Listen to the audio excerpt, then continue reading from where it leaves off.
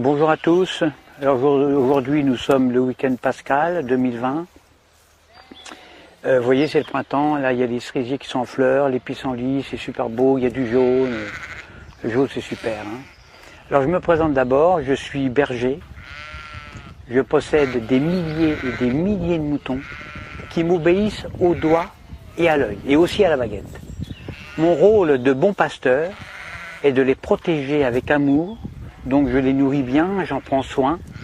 Un mouton, parce que je sais qu'un mouton bien élevé avec amour, eh bien c'est l'assurance d'obtenir une laine soyeuse, de qualité, et une viande fondante d'un goût incomparable. Ça c'est certain, moi j'aime mes moutons. Alors pourquoi mes moutons sont heureux, mais vraiment heureux quand je les tonds? Pourquoi est-ce qu'ils ne réagissent pas? Pourquoi est-ce qu'ils ne réagissent pas quand je les vaccine, quand je les sacrifie sur l'autel de la gastronomie? Il y a un mystère, il y a un mystère. Surtout quand on sait que moi, je suis qu'un petit bonhomme fragile, qui ne ferait pas le poids face à un mouton en colère. Un seul mouton en colère, un seul bélier peut me tuer d'un seul coup. Eh bien le secret, le voici. Pour qu'un troupeau de milliers de moutons soit docile, soumis, obéissant, eh bien il suffit de jouer soit sur la peur, soit sur leurs besoins de sécurité. Exemple. Quand j'ai besoin de les tondre, ou de les vacciner, ou de les confiner, ou même de les mener à l'abattoir, eh bien, je leur crie « Attention, voilà un loup ! Il y a un gros loup !» Donc là, je joue sur la peur. « Courez vite dans la bergerie, allez vite, vite, vite, réfugiez-vous là-bas. » Besoin de sécurité. Et là, dans une psychose collective, où ils se piétinent les uns les autres, ils se carapatent tous dans la bergerie, sans même réfléchir. Parce qu'ils sont heureux de se retrouver en sécurité, confinés dans la bergerie, loin des dents du loup. La peur court-circuite la réflexion. Elle fait exploser leurs neurones. Alors déjà, qu'un mouton, il n'y en a pas beaucoup.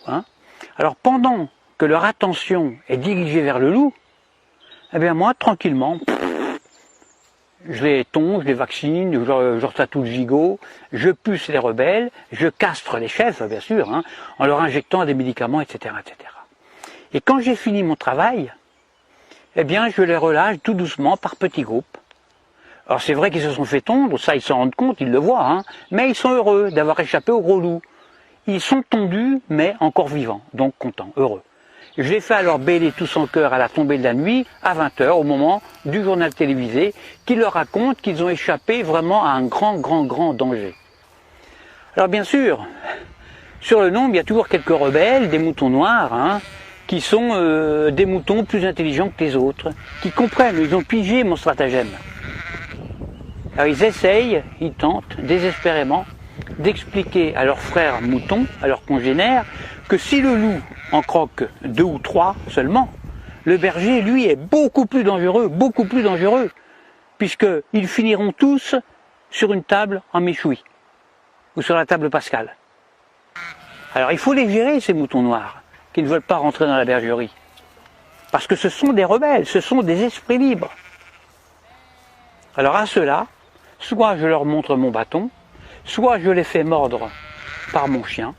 Or le mieux c'est d'égorger un seul mouton noir devant les autres. Alors ça, c'est super efficace. Ça.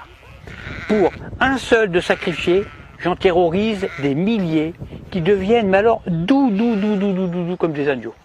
J'en tue un et j'en soumets des milliers. C'est comme ça qu'on étouffe la moindre velléité de révolte.